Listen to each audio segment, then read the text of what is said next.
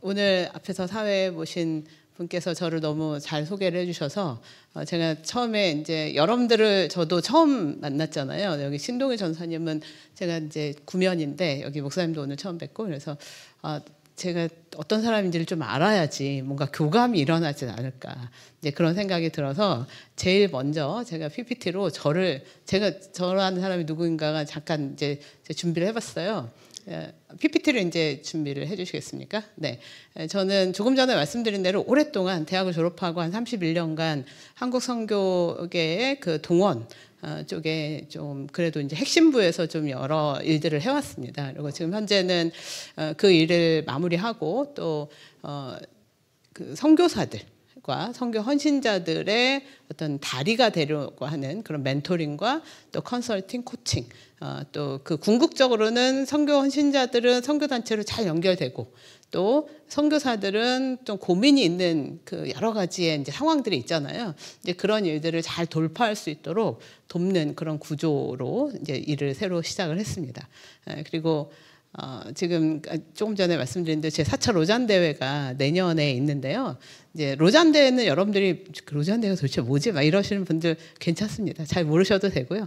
근데 이제 세계 선교계에 있어서 큰 흐름들이 몇 가지가 있는데 그 중에 하나가 이제 로잔 운동이라고 하는 그 한 50년 된 운동이 있어요. 그래서 이제 우리가 로잔 운동을 잘 몰라도 로잔 운동에서 나왔던 많은 그 성경적인 가치관들 또 성경적인 원리들 여러 가지의 그 선교 전략적인 개념들을 이제 저희가 익숙한 개념들을 들으면 그게 로잔 대회라는 곳에서 나왔구나. 예를 들면 미전도 종족 운동, 뭐 템포티 윈도우, 뭐 이런 일들이 이제 선교계에서 되게 한국 교회는 그런 일들이 되게 익숙해요. 이제 그런 거를 전략을 발표하고 또 거기에서 많은 사람들의 동의를 얻거나 혹은 저 의견이 굉장히 우리에게 좋은데 그러면서 이제 거기서 여러 교회들이 가지고 가서 그 일들을 행하는 그런 선교적인 의미의 굉장히 이제 좀 재미있는 또 아주 큰 그리고 또 여러 사람이 연구가 막 들어가 있어서 소개가 되는 이제 그런 대회가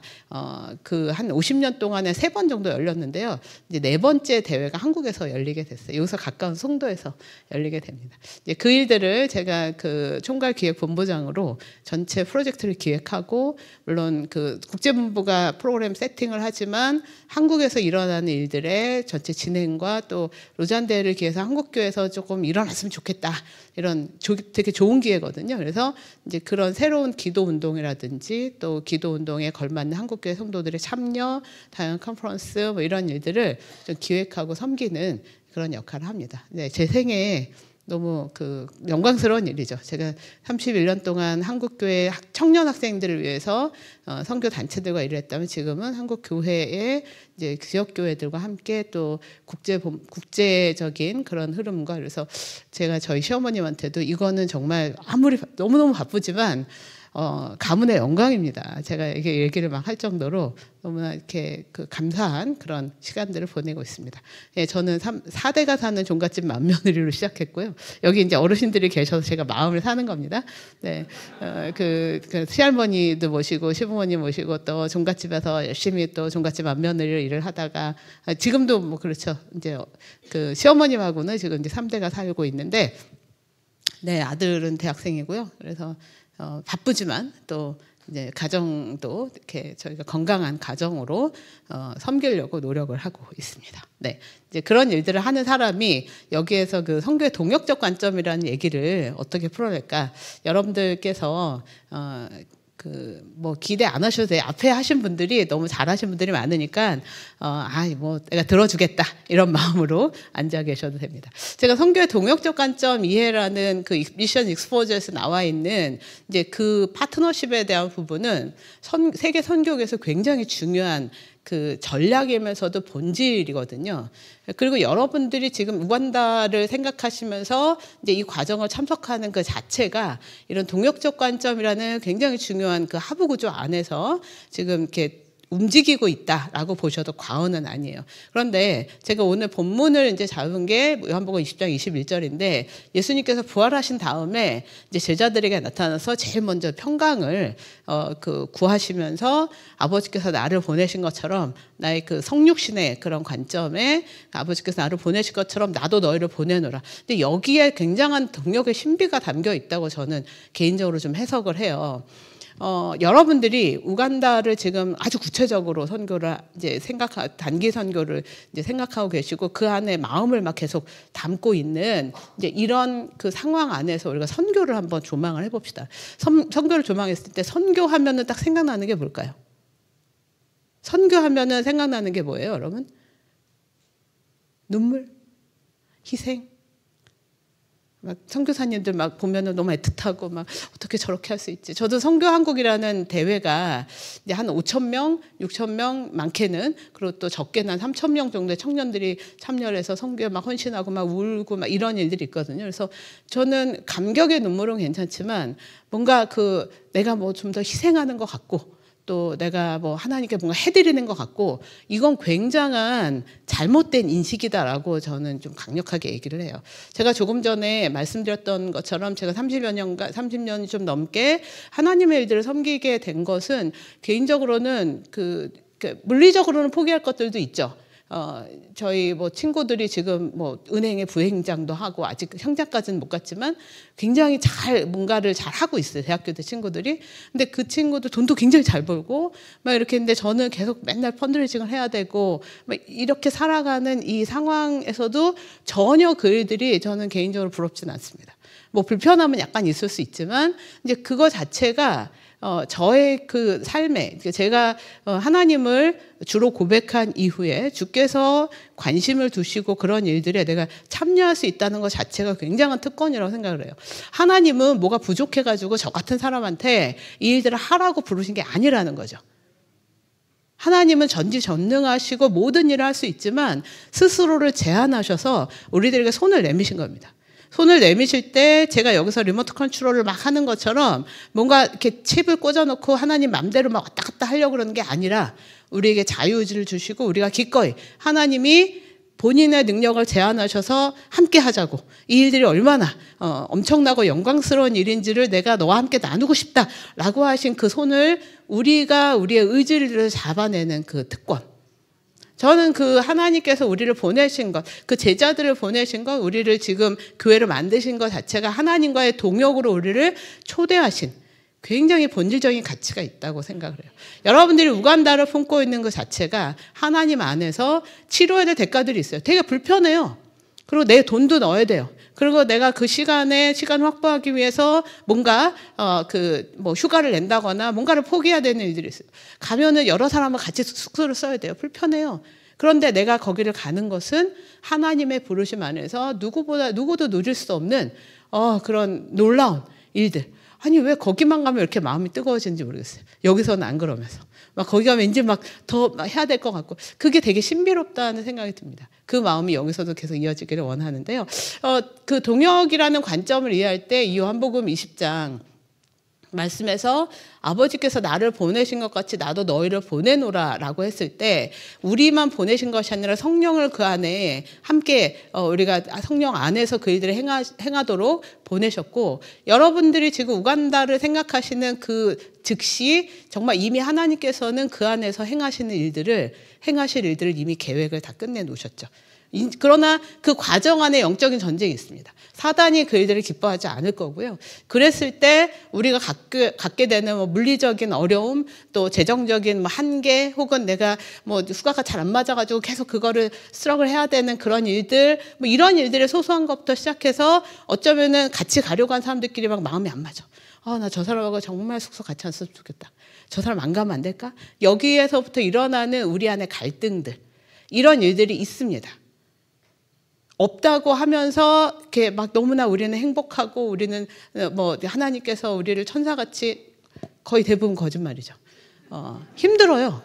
우리 집에서 내가 이렇게 엄마하고 이렇게 하는 것도 힘들어 죽겠는데 이렇게 잘 모르는 분들 거기에 규칙을 따라야 되고 그런데 그것을 넘어서서 하나님의 비전을 보고 하나님의 예비하신 일들을 우리가 가서 보는 것은 우리가 그 일을 했기 때문에 열매가 나오는 게 아니라 하나님이 이미 그곳에서 열매로 우리에게 보이시는 그런 일들을 우리가 보게 되는 거죠.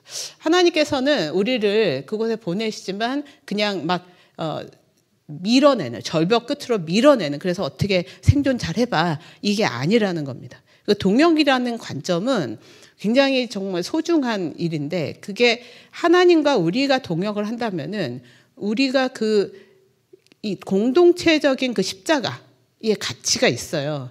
공동체적인 십자가의 가치가 있는데, 십자가 자체가 이게 크로스잖아요. 하나님과 우리와의 관계가 있다면 나와 우리 옆에 있는 동역자의 관계. 여기서 너희라는 개념의 공동체성이라는 게 결국 우리가 혼자 있지 않다라는 거고, 어쩌면 다른 사람과의 깊이 있는 관계를 맺어가야 한다라는 것을 내포하고 있다고 생각합니다. 지금 사회 자체가 굉장히 척박해지는 아주 중요한 일들은 점점 혼자 살기 시작하는 거죠. 천호동의 그 엄청난 오피스텔 근처에 가보면은 청년들이 다 혼자 살아요.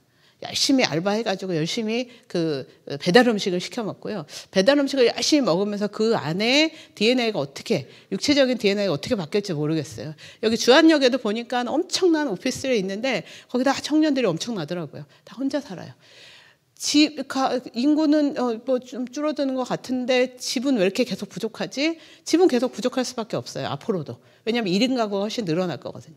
1인 가구가 많이 늘어나는 현상들은 어떤 의미에서는 사회적으로 그 현상이라고 얘기하지만, 이것은 인간이 기본적으로 하나님이 만드신 공동체성에 대한 파괴의 그 현상이 아닐까 저는 생각을 합니다. 그리고 점점 핵가족화 되잖아요. 아이들이 부모와의 관계 안에서 스트레스를 받습니다. 제3세대가 있을 때 아이들은 자기가 피할 곳을 얻게 되면서 훨씬 더 이 안에 그 인간관계나 그 탄력성이 높아지거든요. 근데 지금 점점 2세대는 힘들어요. 서로 이해관계가 있기 때문에. 그리고 스트레스 받죠. 여기는 그 부모와의 관계 안에서 일어나는 그 역학관계를 어떻게 해야 될지 모르겠고, 자녀와의 관계에서 역학관계가 어떻게 될지 모르는.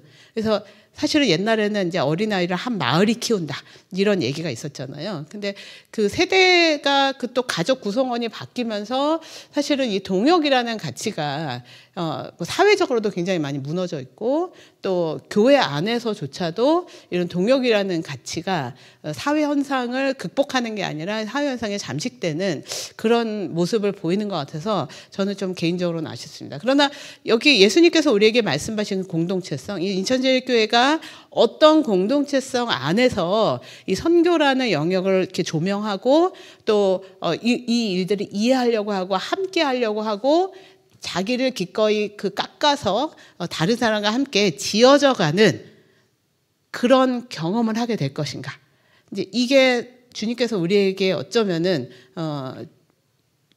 기대하시는 그런 일이 아닐까 생각을 해요. 이제 마태복음 24장에 보면은 막 얼마 전에 이종호 선교사님이 그거 하셨는지 모르겠는데, 24장에 보면 말세의 징조가 나오거든요. 그 천국 복음이 모든 민족에게 그 이전에 보면은 말세의 징조가 막 나와요. 거기에서 막 전쟁, 지진, 소리, 뭐 거짓 선지자들이 일어나고 어쩌고 저쩌고 막 하다가 마지막에 12절에서 결국은 뭐가 되냐면 공동체의 사랑이 식어질 것이다. 그게 마지막 징조예요. 이 너희라는 그 공동체성에 대한 가치나 이 공동체로서 서로를 가치 있게 여기는 그런 일들을 잃어버리기 시작하면서 이제 말세의 마지막 단계가 왔다라고 해도 과언이 아닐 겁니다. 교회가 그런 의미에서 교회 안에 그 공동체성과 그 정말 사랑의 관계, 형제님 사랑해요, 자매님 사랑해요, 이런 그 표면적인 이해를 넘어서는 내가 가장 아플 때 찾아갈 수 있는, 내 등을 맡길 수 있는 그런 공동체성이 어쩌면 여러분들이 생각하는 동역적 관점에서 출발이 될 수가 있습니다. 그게 우리가 그 doing으로서의 그런 관점에서 접근을 하게 되는 그 선교 현장과 우리가 doing이 아니라 being의 관계의 동역을 우리가 이루어낼 수가 있다고 생각을 해요. 굉장히 어려운 개념이긴 한데, 그러나 불가능하거나 혹은 진짜 어려운 개념 아닙니다. 그냥 자기를 희생해서 다른 사람의 유익을 갖게 하는 일. 이런 일들이 공동체 안에서 일어나면 그게 사회로 가고 열방으로 어쩌면은 그 가치가 열방의 변화에 하나님이 사용하신 도구가 되지 않을까 하는 생각이 들어요. 이 보낸다라는 관점에서 선교를 생각할 때 그 실로아흐라는 히브리어적 원어를 좀 생각을 해봅니다. 실로아흐라는 말은 여러분들이 좀 생소하지만 실로암은 생각나시나요? 익숙하시나요? 그 맹인의 눈에 진흙을 발라서 예수님이 보내신 그 연못 이름이 실로암인데, 실로암에 가면 보내심을 받았다라는 의미거든요. 이제 실로아흐가 이어서 이제 헬라어적 표현에서 아포솔로스, 또 그 라틴어에서 미시오, 또 영어로 미션, 또 우리가 흔히 생각하는 선교, 이렇게 이제 변하고 있는데, 그걸 보세요. 실로아흐라는 관점에 보내심을 받았다. 이게 지금의 우리가 선교라는 개념, 선포하고 가르친다라는 개념하고 같을까요, 다를까요? 되게 좀 저는 다르다고 봅니다. 이게 요한복음에서 나와 있는 우리가 방금 함께 읽었던 나도 너를 보내노라라는 관점이 실로아흐, 보내노라라는 관점은 내 자신이에요. 그런데 선교라는 그런 영역에서 지금 우리가 사용하는 거는 가르치고 지킨다는 거는 다른 사람들을 대상화하는 거예요. 예를 들면 소금과 너희는 소금이요 빛이다 라고 했을 때 이제 우리가 소금이 되자, 빛이 되라, 이게 아니에요. 예수님을 믿는 사람은 그냥 소금이고, 소금은 부패한 것을 방지하는 역할을 하는 거예요. 그거 못하면 그냥 밟힌다는 거죠. 빛은 그냥 존재로서 어두움을 이렇게 밀어내요. 이게 이렇게 돼야 되는데 그게 보내심을 받았다는 그 정체성이죠. 내가 뭐를 해서가 아니라 내 존재 자체가 내가 회사에서 부정을 하는 사람들에 대해서 내가 거부하는 일, 손해를 볼지라도, 그리고 내가 하나님께서 원하시는 정의로운 그 일들을 행하려고 하는 일, 이게 실로아흐예요. 이게 선교라는 거죠. 보내셨다라는 개념은 우리가 어디 가서 막 선교적인 아까 이제 목사님하고도 얘기했지만 부채춤 추고 막 이런 게 선교가 아니라 내 존재 자체가 선교라는 거죠. 내가 모여있는 우리 공동체가 선교라는 거예요. 선교적인 존재라는 거죠. 그래서 여러분들 때문에 인천제일교회 이 주변이 이거 보는 거죠. 누구를 봐요? 주님을 보는 거예요. 저 교회 사람들은 뭔가 달라.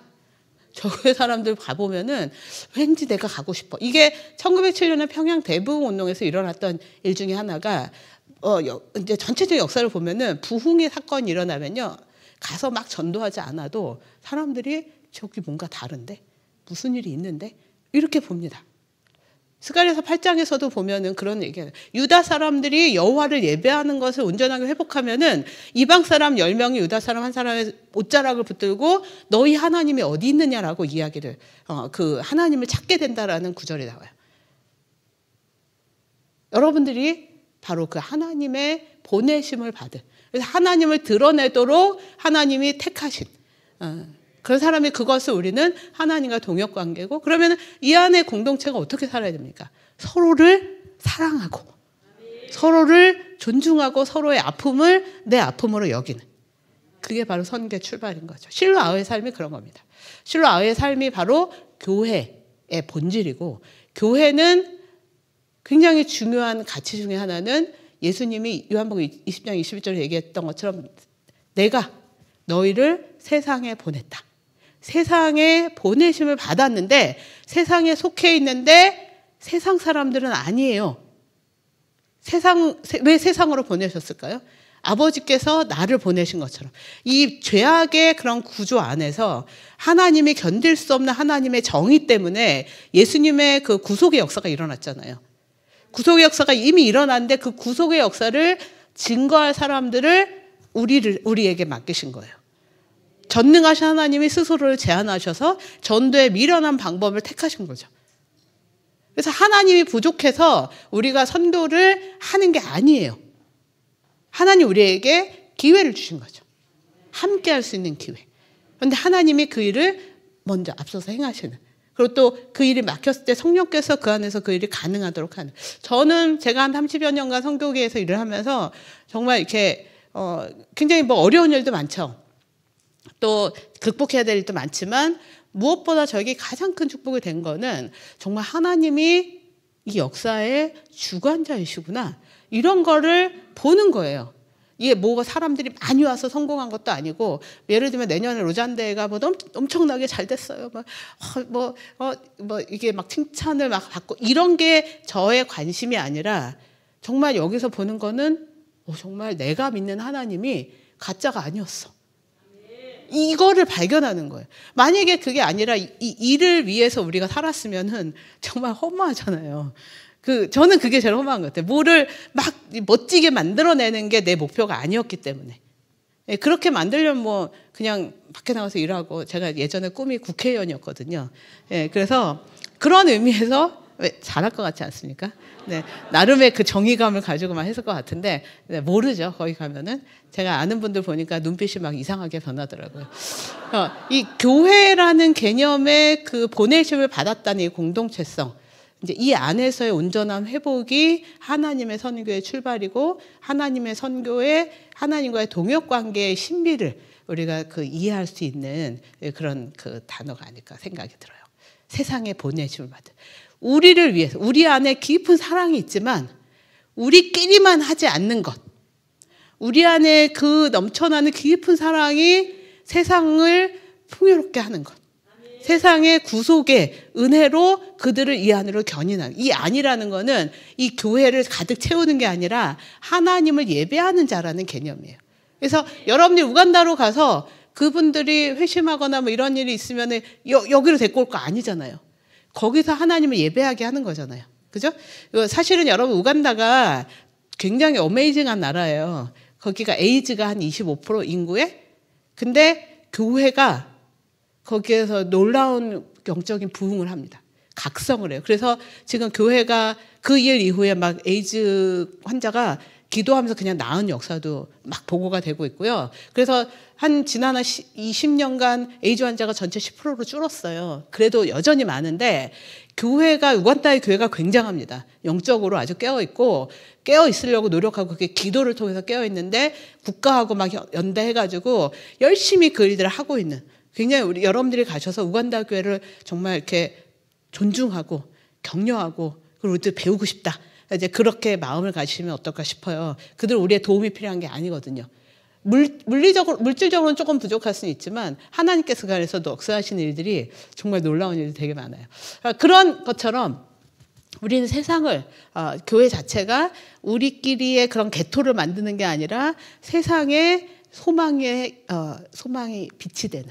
지금 이제 한국 교회를 보면은, 그러니까 예를 들면 60년대만 해도 전도, 기도 이게 엄청났거든요. 얼마 전에 빌리그레함 집회가 있었는데, 그게 이제 50주년이었잖아요. 73년에 빌리그레함 대회 역사상 가장 큰 집회가 한국에서 열렸는데, 생각을 해보세요. 그때 120만 명, 100만 명 막 이러는데 그 사람들이 어떻게 모였을까요?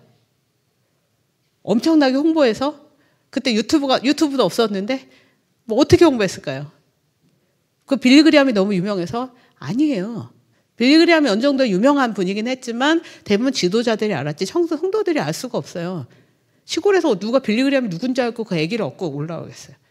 그 당시에 60년대 중반부터 한국 교회에 엄청난 전도운동이 일어납니다.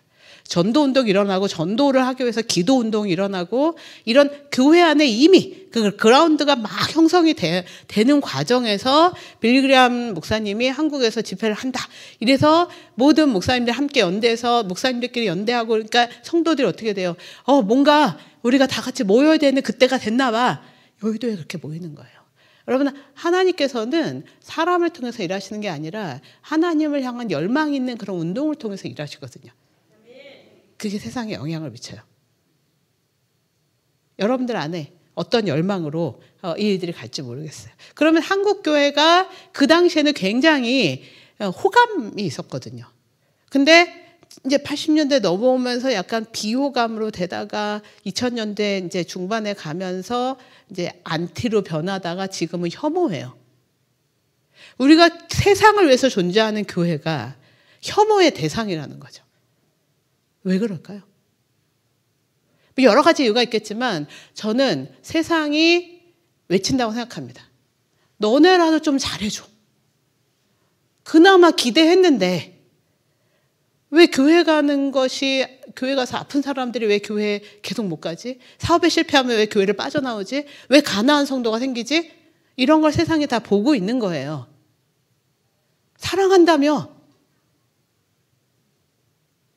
저는 세상이 교회를 혐오하는 게 사실은 교회에 대한 마게도니아의 음성이 아닐까 하는 생각을 합니다. 우리가 교회를 위해서 존재하지 못하고 있어요. 세상을 위해서 존재하지 못하고 있어요. 그걸 어떻게 회복할 것인가. 저는 그 문제가 어떤 의미에서는 선교적인 개념의 가장 중요한 한국교회 과제가 아닐까 하는 생각이 듭니다. 인간이 된다는 것은 결국은 이 관계를 통해서 저는 해석을 하는데, 크리스퍼 라이트라는 분이 이렇게 얘기를 합니다. 인간이 된다는 것은 하나님과의 깨어진 관계가 회복되는 것이고, 그 관계를 통해서 우리가 다른 사람과의, 아담과 하와의 깨어진 게, 서로를 막 비난했던 그 관계가 예수 그리스도의 십자가의 피로 말미암아서 다시 회복이 되는 거예요. 그래서 십자가가 가능한 겁니다. 거기서 뭐가 일어납니까? 거기서 뭐가 일어나냐면, 거기에서 하나님의 샬롬이 일어나고, 샬롬이 기쁨으로. 지금은 평화가 없잖아요. 온통 다 나라끼리 싸우고 있고, 내전은 하고 있고, 사회는 사회대로 각자가 싸우고 있고, 막 서로의 이데올로기가 막 흩어지고 있고, 서로 막 뭐가 견해가 다르면 절대 얼굴 안 보고, 자기하고 이득도 없는데 그렇게 싸워요. 이 폴 말레리라는 프랑스 사회학자는 전쟁에 저는 사회적 갈등도 포함된다고 보는데, 전쟁은 서로 잘 아는 사람들끼리 안 싸우고 잘 모르는 사람들끼리 싸우게 만들고 서로 죽이게 만드는 것이다 라고 이제 그 전쟁을 규정을 하더라고요. 저 굉장히 공감이 됐습니다. 진짜 잘 아는 사람들끼리는 안 싸워요. 근데 그걸로 우리를 흔히 매니플레이션 한다, 조정한다고 하죠. 여기서 분별력이 되게 중요합니다. 하나님은 우리에게 어떻게 세상을 살라고 요구하실까? 그래서 우리는 세상을 제대로 이해할 필요가 있고요. 제가 뭐 다른 거는 좀 그렇고, 선교적인 부분에서 여러분들과 함께 좀 짚어볼게요. 지난 40년간 이 질문을 제가 한 몇 개 준비했습니다. 전 세계적으로 그리스도는 줄어들고 교회는 쇠퇴했다. 예습니까, 노입니까? 맞나요? 네, 틀렸습니다. 지난 40년간 세계 인구 증가율보다 교회는 더 크게 성장했어요. 어디에서? 아프리카, 아시아, 라틴 아메리카. 이 교회들이 어떤 교회들이냐면 예수를 주로 고백하는, 근데 단순한 카리스마틱 운동이 아니라 복음주의적 관점의 그리스도인들이 엄청나게 증가했어요. 근데 우리가 자꾸 여기서 쇠퇴했다, 맞다, 그런 거는 한국이나 혹은 서구적 개념의 교회 쇠퇴 과정에서 인식이 되고 있기 때문이에요. 한국은 아직 안타깝지만 그 정도까지는 아니에요. 그래서 여러분들, 우리가 지금 저런 거 보면서 한국이 어떻게 이걸 반전을 이룰 거냐. 역사, 그러니까 뭐 그냥 우리끼리 그냥 하다가 그냥 그렇게 하기에는 우리가 믿는 하나님이 우리에게 주신 역사적 사명을 감당하지 못하는 거거든요. 교회가 어떤 포인트에서 회복이 돼야 될 것인가.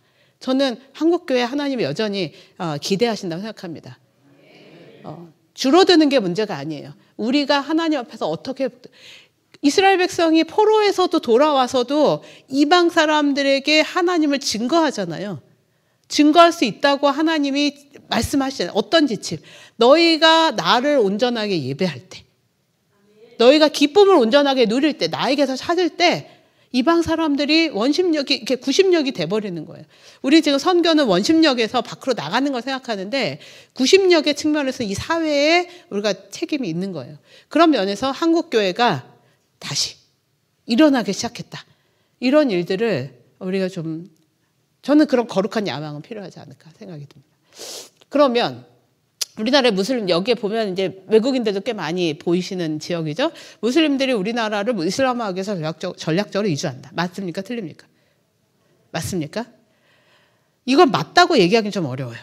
이슬람 민족들이 전체적으로 흩어지는 건 맞는데, 대체로 이 사람들은 경제적인 이유 때문에 들어오고, 한국은 사실 되게 들어오기가 어려운 나라 중에 하나예요. 근데 이 사람들은 대체로 이제 모여서 먹고 살려고 왔는데, 그러다가 자기가 그냥 믿는 종교의 그런 터를 만들잖아요. 한국 사람들도 코리아타운 만들고 막 이러는 것처럼. 그런 의미에서 이 사람들을 너무 포비아적 관점, 혐오적 관점에서 이해를 하면은, 하나님이 지금 전 세계를 모든 민족을 지금 섞어가는 이 시대에 대한 우리가 분별력을 갖지 못하는 거예요. 그래서 여기에 대한 요소는 굉장히 저희가 민감하다고 생각합니다. 실제로 그런 요소도 있죠. 우리도 어느 나라에 가면은 거기서 복음을 전해야지 막 이렇게 되잖아요. 근데 그들도 우리에게 와서 자기네 종교를 지키고 또 뭔가를 이렇게 확장하고 싶어 하는 거는 다 똑같아요. 근데 거기에서 아니말로 우리가 더 갑이잖아요.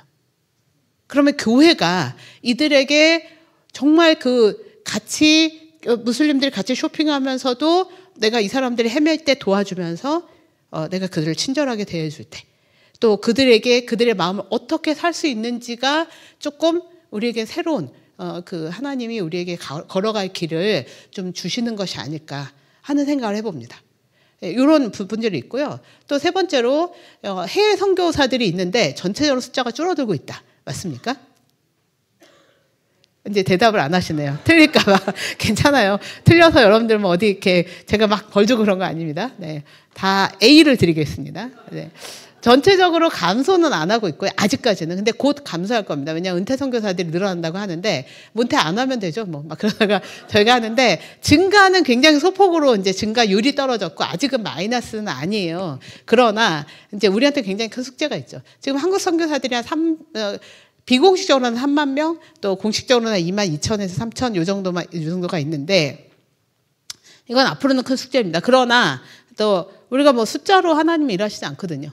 그러면 한국 선교가 얼만큼 건강하게 다시 우리가 이제 그 일들을 섬길 것인가가 더 중요하지 몇 명이 나갔냐, 뭐 10만 명이 나갔냐, 5만 명이 나갔냐 이거 가지고 하나님이 그 사람 안에서 일하시는 건 아니에요.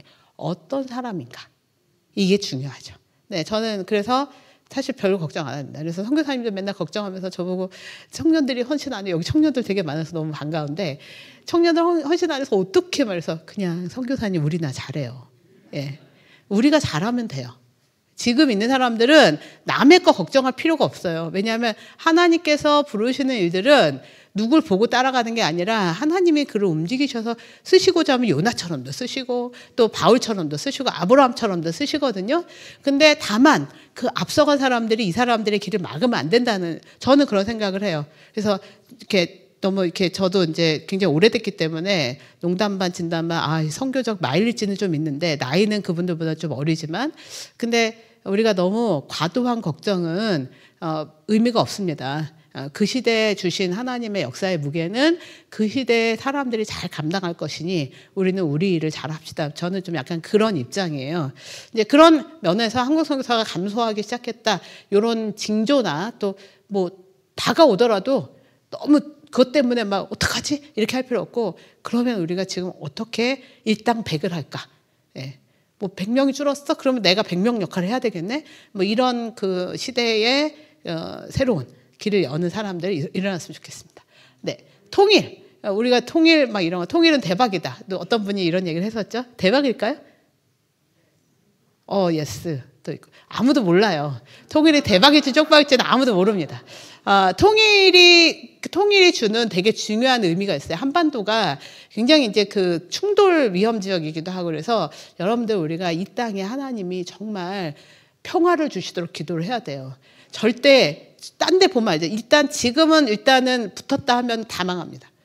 예, 다 망하고 그러면 한국교회가 이 하나님의 주시는 샬롬을 위해서 어떻게 기도하고 어떻게 지금 북한은 우리나라하고는 게임이 안 되거든요. 그 사람들 두려워할 사람들이 아니에요. 훨씬 이 우리나라가 뭐 군사력은 뭐 우리나라가 7번째 안에 들거든요. 전 세계 무기 수출 우리나라가 엄청 많이 하는 거 아시죠?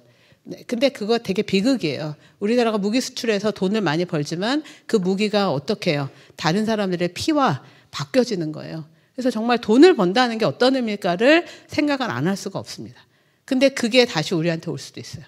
여러분 이거 정말 이 한반도에 사는 사람들은 하나님께서 이 땅에 평화를 주시도록 그래서 양 측면이 이 평화를 잘 이어가서 결국은 서로가 정말 잘 지내게 되고 그 일들이 전 세계 열방 가운데 쟤네는 싸울 뻔 하다가 결국은 잘 살고 있네. 왜?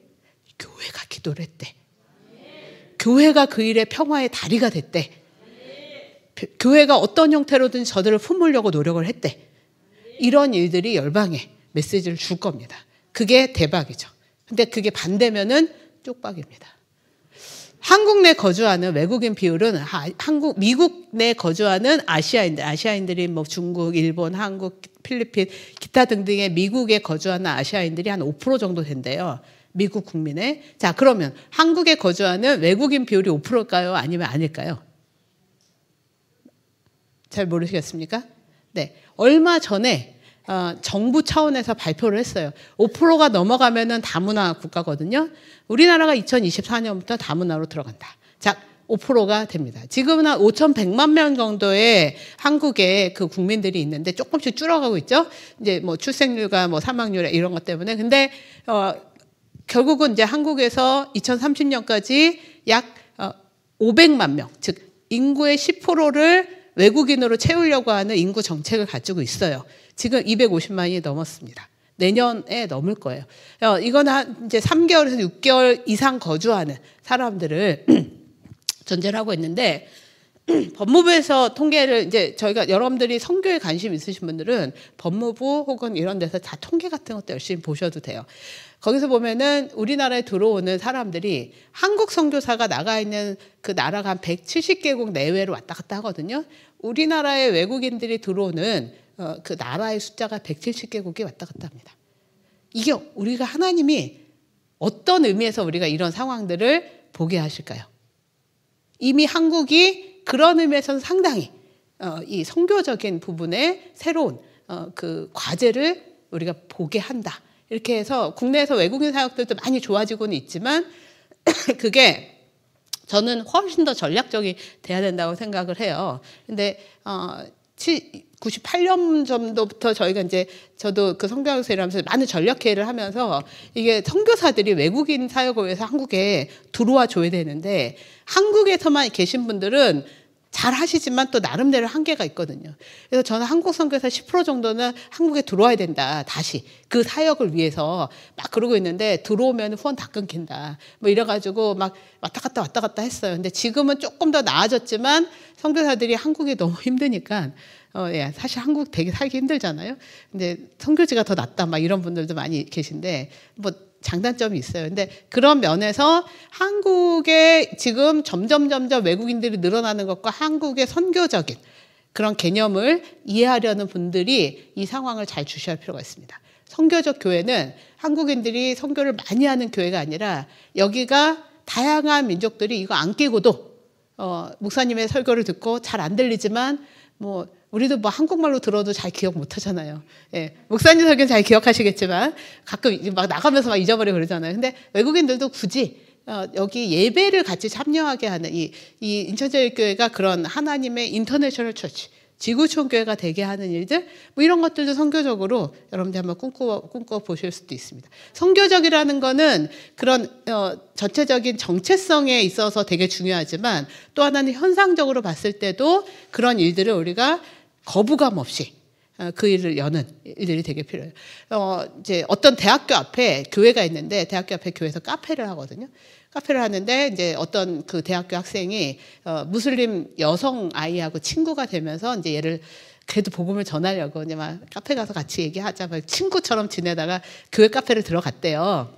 들어갔는데 얘가 히잡을 쓰고 다니는데 그러니까 이제 권사님이 거기 이제 권사님들이나 집사님들이 막 봉사를 하시니까 이제 이 한국 친구한테 와가지고 여기 교회인데 무슬림들 들어오면 안 된다고 나가라고. 이 권사님이 나쁜 의도로 그랬던 것 같지는 않아요. 제가 보기에는 순간적으로 그 일들을 어떻게 해야 될지 모르겠는 거지. 너무 낯설고 여기 교회인데 무슬림이 들어왔네? 안 되는 거 아니야? 순간적으로 그런 행동을 하셨을 거라고 저는 생각해요. 이런 순간적인 실수를 안 하려면은 평소에 우리가 그들이 하나님께서 우리에게 보내신 나그네고 그들이 우리가 그곳에 가서 그들에게 전도할 수도 있지만 내 집 근처로 이 사람들이 왔어요. 이 생각을 가질 때 교회에 한번 와봐. 나 예수 안 믿는데 괜찮아. 뭐 교회가 꼭 예수님 믿는 사람만 오지 않아도 돼. 그냥 앉아서 우리가 어떤 교제를 하고 이런 일들을 하는지 많이 노출할수록 그 사람들이 교회의 아름다움을, 성도의 교제 아름다움을 보게 하는 일, 이게 굉장히 전략적이지 않습니까? 그들이 그 나라하고 연결돼 있잖아요. 그래서 선교사들이 여기서 들어와서 그들의 일을 해야 되는 중요한 이유는 아마도 제가 보기에는 그 나라와의 장기적인 연결성, 이거 되게 전략적입니다. 이런 상황이라면은 우리가 이제 선교사와의 동역 관계를 어떻게 이해를 할 것인가? 마지막에 우리 모든 선교적 사명을 갖고 있다. 예스입니까? 노입니까? 예스. 네. 맞죠? 네. 여기 인천제일교회는 훌륭합니다. 훌륭한 A+ 점수를 받으셨고요. 제가 요거는 이제 막 일일이 다 설명하지는 않을게요. 저건 저희가 이제 연구 결과를 해서 다양한 제가 세계 선교 트렌드를 좀 소개할 때 저런 개념들 하나하나가 되게 이제 많은 일들이 있거든요. 그 중에서 마지막에 보면 파트너십, 이 동역이라는 가치를 세계 선교의 큰 흐름 안에서도 굉장히 전략적인 가치로 이루어져 있다라는 것을 여러분들에게 좀 보여드리고 싶은 거예요. 뭐 인구도 변하고 디지털 변화하고 막 프론티어가 일어나고 종교들이 막 충돌하고 있고 이런 일들인데요. 또 하나는 기술과 산업들이 계속 발전하고 있고 뭐 인구가 막 계속 이동하면서 이제 인구의 이 사람에 대한 가치도 계속 변한다. 저희가 이제 저런 한 10가지의 트렌드들을 선교와 연관해서 이제 제가 선교왕국에 있을 때 이제 4년 동안의 분석을 한 자료예요. 근데 저기에서 제가 나눔과 공동체라는 말을 이제 빨간색으로 이제 했는데 사람은 공존하고 미래는 공유된다. 이 개념에서 얘기하고 싶은 건 그거였어요. 위에 보면은 기술과 산업 발달, 이동과 변화, 뭐 AI 발달, 뭐 이런 일들이 다 있는데 여기에서 사람들이 되게 고민하고 있는 건 사람이 무엇인가예요. 사람 무엇인가. 근데 그 전에도 사람에 대해서 이렇게 되는, 여기 사업하시는 분들도 계실지도 모르겠는데 뭐 가게를 한다고 칩시다. 가게를 하는데 내가 알바를 고용해야 돼요. 그러면은 알바를 최저임금을 더 아래로 주고 싶어. 왜냐하면 내가 내 이익을 더 많이 내고 싶으니까. 그래서 이익을 더 많이 내면서 11조를 더 많이 하면 나는 복받은 사람. 이런 데모를 하고 싶은 거예요. 드러내놓고는 안 할 수 있어요. 근데 우리는 그냥 개념적으로 아까 그 무슬림을 나가라고 했던 그 권사님처럼 교회에 오면은 뭔가 더 많은 것들을 내가 하지만 내가 세상에서는 뭔가 최대한 이익을 뽑기 위해서 뭔가 다른 행동을 하게 되는 그걸 우리가 이원론적 사고라고 하거든요.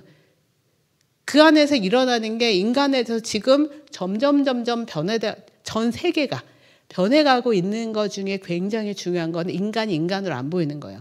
저 사람을 이용해서 내 돈을, 나의 부를, 나의 이익을 최적화시키는 일. 이것으로 사람들이 소모되기 시작합니다. 그래서 양극화가 일어나죠. 여기서 교회는 어떤 일을 할 수 있을까요? 교회는 사람을 중심으로, 교회 다니는 사람들이 그 운영하는 사업장은 저 사람이 자기의 이익을 위해서라는 게 아니라 모두에게 기회를 주고 함께 나누려고 하는 사업적인 가치. 그걸 우리가 비즈니스 미션이라고 보통 얘기하는데 사업을 하는 것은 여러 사람들이 그 생산을 위한 삶을 위한 가치를 공유하는 거지 이거를 운영하는 사람의 최적의 이익을 더 많이 확보하기 위해서가 아니다라는 세상의 흐름과 반대되는 가치. 가능할까요? 그게 저는 이 세상에서 우리가 그 교회, 세상에 예수 그리스도의 그 진리 안에서 사는 사람들이 다르다라는 것을 보여주게 되는 그 가치라고 생각해요. 그거는 혼자서는 못해요. 이런 공동체적인 그런 삶이 되게 중요합니다. 세상은 너무 복잡하고요. 이거는 우리나라만 해도 그래요. 우리는 가정이 붕괴되고 양극화되고 막 이런 일들이 막 일어나는데 이걸 내가 어떻게 좀 주님의 마음으로 품고 기도하고 막 그러고 싶은데 내가 혼자서 너무 힘들어요. 구조악이 너무나 거대하기 때문입니다. 그래서 예수님께서 공동체를 보내신 거예요. 너희가 함께하면 이 일이 가능해. 이게 로마 시대에 이미 그게 드러났어요. 거대한 그 핍박하는 조직 안에서 그 흐름하고 싸운 게 아니라 그 흐름에서 정말 희생하는 그 흐름에서 어려움에 빠진 사람들을 돕는 사람들 또 그들의 가치와 다르게 가지만 빛이 나는 사람들이 200년 만에 로마를 바꿔버렸잖아요. 이게 소금과 빛의 삶이라는 개념, 하나님께서 보내신 그 가치를 그대로 드러내는 삶이 개인의 몫이 아니라 공동체의 몫이고 공동체가 함께 하지 않으면 개인은 혼자서 불가능해요. 세상은 변화가 가능합니다. 왜냐하면 하나님이 우리 가운데 그를 행하실 것이기 때문에. 근데 하나님은 누구를 통해서 일할 것을 결정하셨냐면은 교회를 통해서 일할 것을 결정하셨어요. 내가 너네하고 같이 할 거야. 사실 세상이 다 망한다고 한들 하나님이 손해볼 건 하나도 없어요. 근데 하나님이 그걸 마음 아파하신다는 거죠. 내가 내 형상으로 창조된 사람들이 돈 때문에 훼손당하고 있어. 이 전쟁이라는 구조 안에 있는 거대한 방산산업, 돈을 위해서 사람들을 막 신무기를 막 각축장으로 보내는 이 일들에 대해서 돈을 버는 사람들이 계속 돈을 쉬고 있는 동안에 하나님의 형상으로 지음받은 사람들이 죽어가고 있는 거예요. 처참하게. 여기에 대해서 하나님이 견딜 수 없으니 너네가 그 일 좀 해. 거기에 좀 막아줘. 할 수 있잖아. 혼자 두지 않았잖아. 하나님께서 나를 십자가에서 승리하게 하신 것처럼 내가 너희를 그대로 승리하도록 보내잖아. 그걸 믿고 그 길을 가. 저는 이런 하나님의 음성들이 그걸 우리가 들을 수 있는 귀를 갖는다면 그것이 어떤 의미에서 선교적인 그 큰 정체성을 회복하는 일이고 실로 아흐의 삶을 형성하는 일이고 내가 혼자가 아니라 함께였어. 그리고 나는 나만 위해서 하는 게 아니라 저 사람이 아플 때도 내가 그들을 도와야 되는 그 함께의 가치를 나눌 거야. 이런 겁니다. 저기가 지금 미국에 실제 있었던 일인데요. 저 뒤에 산불이 한동안 엄청 났었잖아요. 산불이 막 일어났는데 골프 치고 있는 분들이에요. 저분들한테 물어봤더니 저거는 소방수들이 끄는 거지. 언제 이게 저 불이 오겠어요? 여러분 세계 선교라는 개념이 바로 이겁니다. 불이 저렇게 타고 있어요. 근데 소수의 선교사들만 가서 하고 있는데 우리 대부분의 교회는 우리 선교도 해야 되고 우리 뭐도 해야 되고 우리 여기 수련회도 가야 되고 우리 교제도 해야 되고 이런 면에서 그들은 그들의 일을 할 거예요. 근데 그게 어마어마하게 거대한 일인데 정말 소수의 사람들을 보내놓고 우리는 할 일 다 했다라고 하는 그 커다란 불균형이 있어요. 선교사 한 명이 1억 이상을 상대해야 되는 그 일을 우리는 아무렇지도 않게 생각하고 있지 않을까?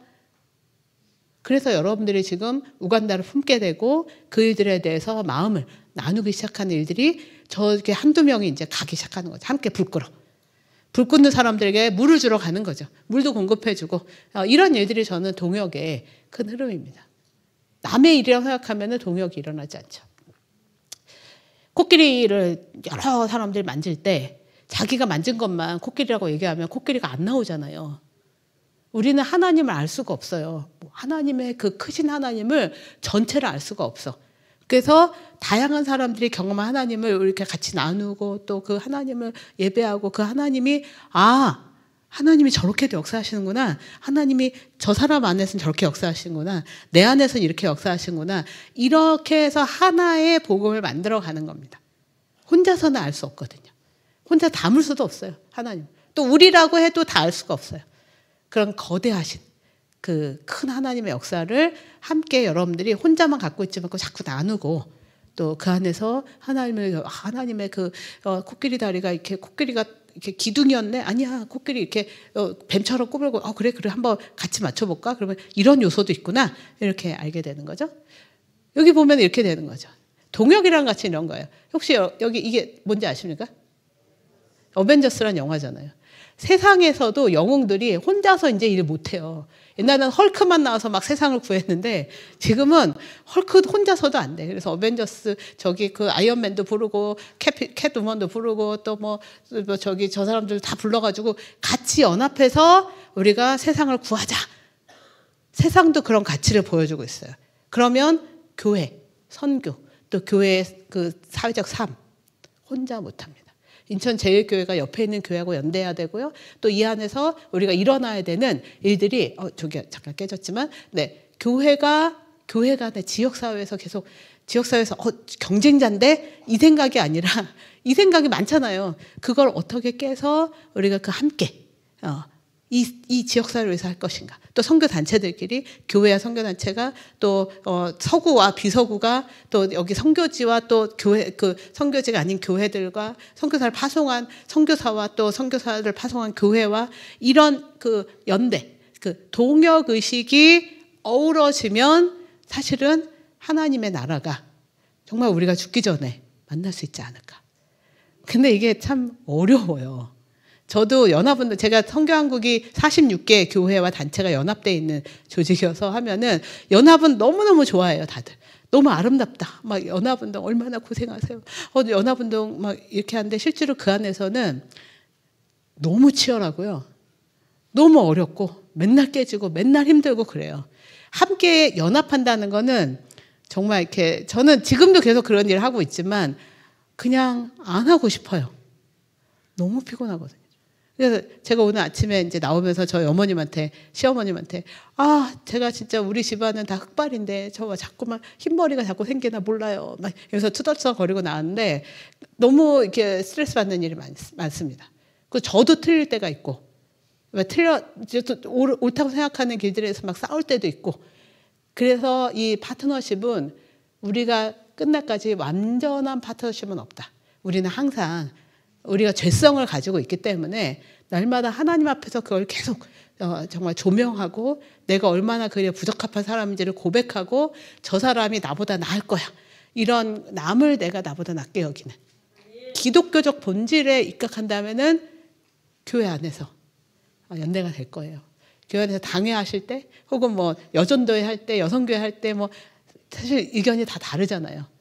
근데 그거 안에서 우리가 궁극적으로 가는 방향이 개인의 이익이 아니라 하나님의 의를, 하나님의 샬롬을, 정말 세상의 기쁨을 위하는 길인지를 정직하게 직면하면 자기 의견을 처리해야 되고 저 사람의 의견을 존중해야 되고 이런 일들이 오고 가는 교회, 진정한 파트너십의 그런 모습이 아닐까 생각이 듭니다.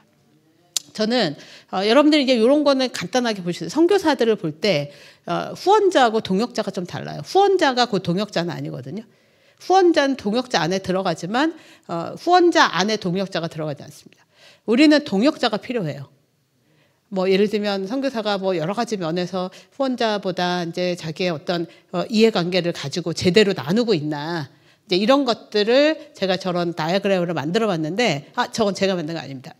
저희가 이제 같이 세미나하면서 같이 만든 건데, 이제 그런 면에서 후원자와 동역자가 사도 바울이 자기를 보냈던 교회들, 또 자기를 위해서 기도했던 교회, 또 빌립보 교회처럼 가장 어려울 때 막 그 사도 바울을 위해서 뭔가 길을 열었던 뭐 이런 일들, 또 사도 바울이 정말 온전하게 그 선포할 수 있도록 그 나로 입을 벌려 복음의 비밀을 알게 하시는 그 하나님 성령의 능력을 힘입도록 너희가 기도한 것을 내가 기억한다. 그래서 여러분들이 선교사를 위해서 기도하는 일, 그가 온전하게 되는 일, 선교사가 이상한 일 안 하는 일, 선교사가 막 그 나쁜 짓도 할 수 있잖아요. 다 똑같아요. 우리하고 다 똑같거든요. 그분들은 슈퍼맨도 아니고 다 똑같아요. 그런 일에 빠지지 않고 하나님께 붙들리도록 기도하는 일부터 시작해서 그의 필요를 섬기는 일, 뭐 이런 일들이 다 연결되어 있는 동역의 관계입니다. 그러나 거기에서 가장 중요한 게 정직과 투명성입니다. 네, 자기의 이익을 위해서 서로 일하는 사람들 잘 분별해내야 되는 그런 일들도 있어요. 선교사니까 무조건 다 막 아니에요. 네, 그런 일들을 교회가 저는 잘 분별할 필요가 있다고 생각합니다. 한국교회가 제가 이제 마지막으로 이 일들은 예전에 로잔 대회 때 나온 얘기인데 그 한국교회에 대해서 이제 두 가지를 이렇게 교회 지도자들이 좀 요청을 한 적이 있어요. 세계교회. 근데 저는 한국교회가 아니라 세계교회의 그런 모습이어야 되지 않을까 생각이 드는데 하나는 퓨리티, 순전함. 아주 투명하고 그 순전하다는 그런 아주 이렇게 그런 뭐랄까 잡티가 없는 그런 개념이죠. 거기에 퓨리티와 유니티가 필요한데 그 순전함을 위해서는 GPS를 버려라. GPS는 그리드, 탐욕, 파워, 힘에 대한 그 추구, 또 석세스. 우리가 이거를 그 우간다 선교를 가는 게 성공적으로 해야 돼. 그러니까 뭐가 성공일까요? 그거를 정말 잘 조명했을 때 그 성공이라는 가치가 정말 제대로 주님 앞에서 분별이 됐을 때 하나님의 영광만이 드러나는 일.